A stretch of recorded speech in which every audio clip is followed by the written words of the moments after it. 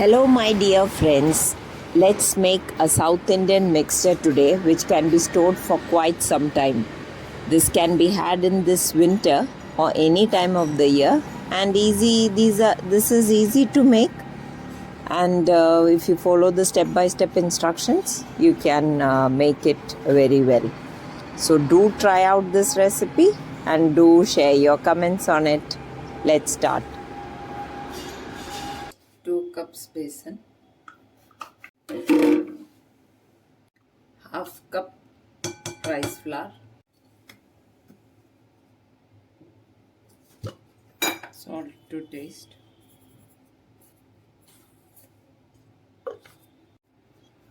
this is hing powder.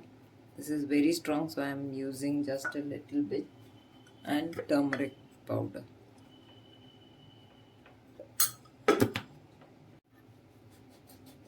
Oil, about 1 tablespoon, and we'll mix everything. Now I am adding water to make a very smooth dough.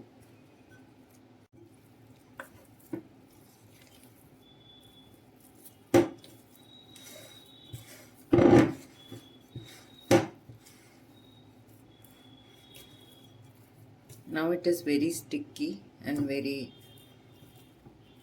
tough to handle. Once it sits, we will let it rest for 10 minutes.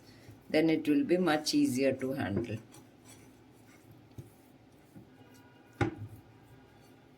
After 10 minutes, it is easier to handle this, and I have fixed a jali in this murukka maker. So I'll take out a portion and put it in this.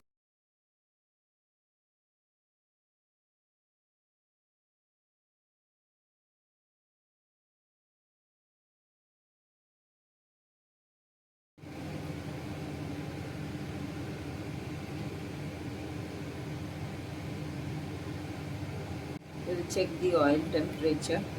Yes, it is immediately bubbling. So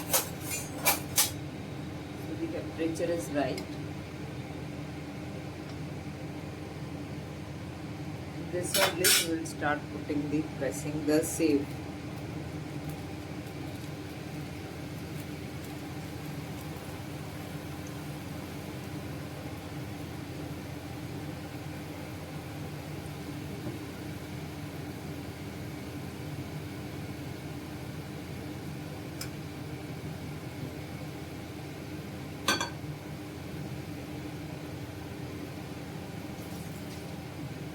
I've kept it on medium flame and let it cook on both sides. Once these bubbles subside, then I'll turn it over.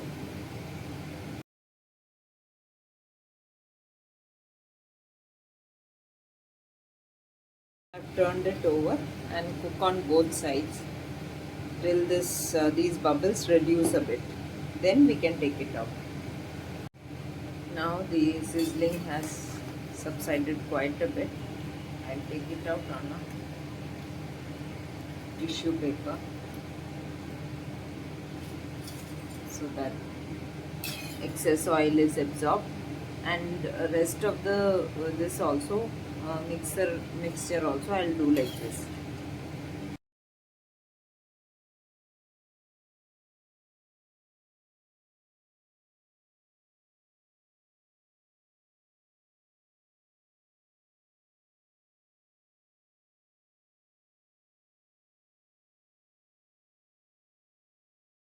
Meanwhile, into the same bowl, I'll take 2 cups of besan,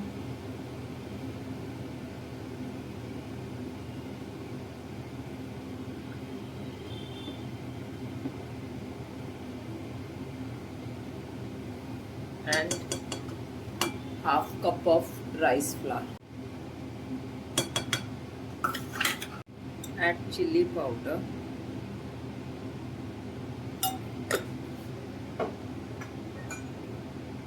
asafoetida.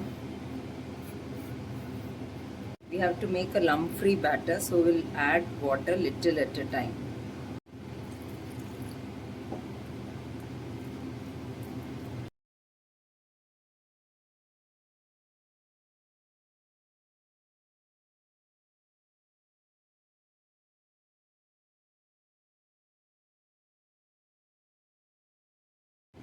This is the final mix for the Kara Bundi. So this is coating the back of the spoon and falling down in droplets. So we'll start making the bundis now. The oil should be hot enough and the temperature has to be maintained at medium. So we'll start making the bundis.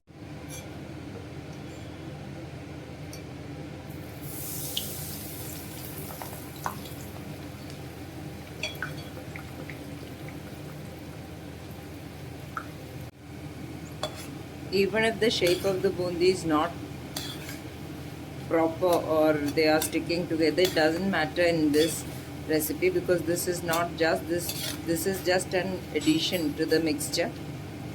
So just that if it is crisp enough and tasty, so there is no harm, we'll go ahead and make it. So bundis we have got. As I said, even if they are not in proper shape or they are out of shape, doesn't matter, this has to go into it. Now into the same pan I'll add a little bit of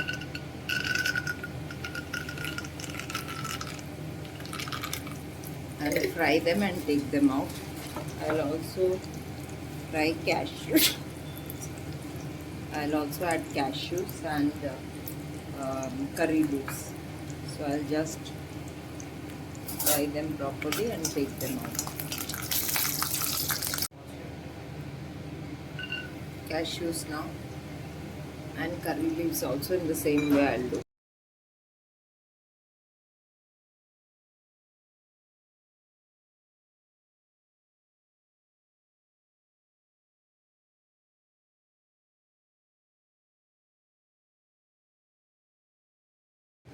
A little bit of this roasted chana dal, that also adds flavor. These are all accompaniments, are all as per your wish. If you want to, you can, otherwise you may skip it. Now into one big bowl we'll transfer all of these.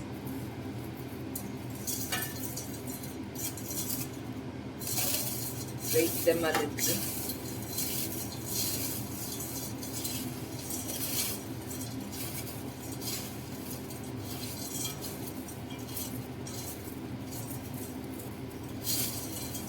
You can hear how crunchy they are.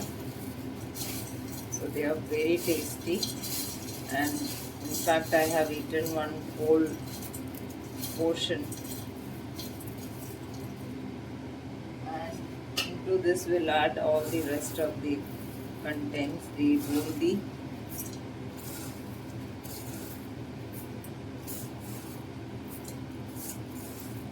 you may add as much bundi as you want. You need not add all of it. And these are the fried cashews. This is peanuts, and this is roasted chana dal. Add all of them. Some people, they do like to add masalas in it, but I like to keep it plain. You may add chaat masala, or further on top of this also you may add red chili powder, and your yummy South Indian mixture is ready. When we buy such a mixture from the market, it is full of high on salt, and we do not know about the oil in which it is being fried. So when we make at home, we have all the liberties to adjust taste as per our family's liking. So my dear friends, do try out this yummy recipe. You have seen it is so easy to make. Of course, it is some time you will have to spend, but then the result is extraordinary. So do try out this recipe and do share your feedback on many more recipes which I have uploaded on my channel. Please do share and subscribe to Gluten Free India. Thank you.